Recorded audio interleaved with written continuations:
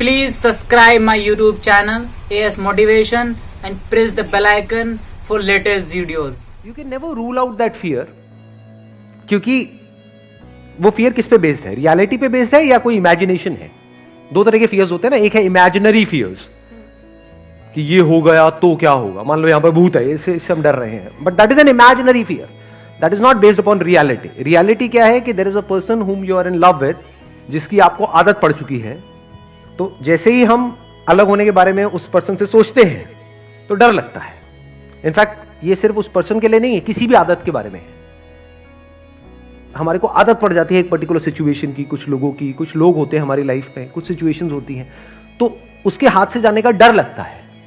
तो डर किस पे बेस्ड है? रियलिटी पे बेस्ड है, क्योंकि ये सच है ना, वो पर्सन जा सकता है या जा सकती है। सो दिस फियर, अगर फंडामेंटली आप देखोगे, this fear is not the fear of losing out that particular person और that situation, this fear is the fear of change. हमको बदलाव से डर लग रहा है, क्योंकि ऐसा नहीं है कि वो जो पर्सन है वो दुनिया का आखिरी है, कि जिसके भी साथ आप रिलेशनशिप में, वो दुनिया की आखिरी लड़की थोड़ी है। आखिरी है क्या? नहीं है, और भी है, उससे बेटर भी है। बेटर भी क्या होता है? आपके स्टैंड पॉइंट से है कि वो बेटर है या नहीं है। वही लड़की किसी को अच्छी लग रही होगी, किसी को बुरी लग रही होगी। This is just a standpoint. Main point क्या है? We are afraid of change.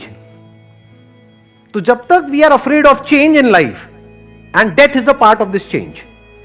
एक तो चेंज है अलग होना, एक है किसी की डेथ भी हो सकती है, कभी भी हो सकती है। तो we are always afraid of change, कि जो नई सिचुएशन होगी, बिकॉज दैट इज अननोन। हमें नहीं पता वहां पर क्या हो रहा होगा, हमें नहीं पता। जैसे बोलते भी हैं लोग कि मेरे को इतनी अच्छी लड़की दोबारा नहीं मिलेगी। अच्छा, इतनी अच्छी है? इतनी अच्छी कहां होती है? कैसी होती है? मैं भी देखना चाहूंगा। हमारा जो फियर है ना, अगर फंडामेंटली आप देखोगे, this is the fear of the unknown, this is the fear of change, कि ये जो मेरी कंफर्टेबल सिचुएशन है, अगर ये बदल गई तो क्या होगा। तो if you can embrace the unknown, and 99.99% of the life is in the sphere of the unknown. आपकी जो नॉलेज है that is very very limited, वो तो 0.00001% है, जिसके अंदर आप गोल गोल घूम रहे हो और उसको पकड़ करके बैठे हो। आप कह रहे हो बस यही लाइफ है, अगर ये मेरे हाथ से चली गई, जो भी इस लाइफ में है, लोग हैं, सिचुएशंस है, जो भी कुछ है, ये चला गया तो मेरी लाइफ ही बेकार है। जबकि ऐसा नहीं है, इसके बाहर हो सकता है बहुत कुछ हो, बट हम उससे डरते हैं। तो if you can see this reality कि life is in the unknown, growth is in the unknown, growth can't be in the known. If you can embrace the unknown, unknown जिसको चेंज बोलते हैं, which is the very nature of life, which is the very nature of everything, because nothing is static in life. If you can see it as a fact कि सब कुछ बदलेगा। ये बात अभी समझ नहीं आएगी आप लोगों को इस एज में। ये मैच्योरिटी कुछ पर्टिकुलर टाइम बाद आती है, एक पर्टिकुलर एज के बाद में आती है, जब हम अपनी ही लाइफ को बारीकी से ऑब्जर्व करते हैं कि एक टाइम पे जो ऐसा लग रहा था बिल्कुल लाइफ और डेथ सिचुएशन थी, ऐसा लग रहा होता है कि इसके बिना तो मेरी लाइफ ही नहीं चल सकती, सब कुछ खत्म हो जाएगा। कुछ भी खत्म नहीं होता है, लाइफ चलती रहती है और बेटर होती रहती है, अगर अंदर से आप सीख रहे हो, अंदर से आप ग्रो कर रहे हो।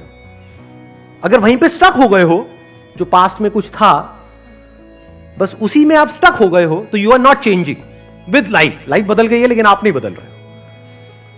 If you constantly change with life, there is no fear. उस चेंज में क्या आ गया? सब कुछ आ गया, कुछ भी बदल सकता है, कुछ भी हो सकता है। If you are actually okay for everything, मतलब कि बहुत स्ट्रगल करके एक लेवल पे आप पहुंचे हो, वो सब कुछ अगले दिन खत्म हो सकता है। If you are okay with this, not theoretically but actually, ये पर्सन है, जाता है चला जाए, जाती है चली जाए। If you are actually okay with it, तो कोई प्रॉब्लम नहीं, then there is no fear, then you are living a fearless life. इसी को फियरलेस लाइफ बोलते हैं।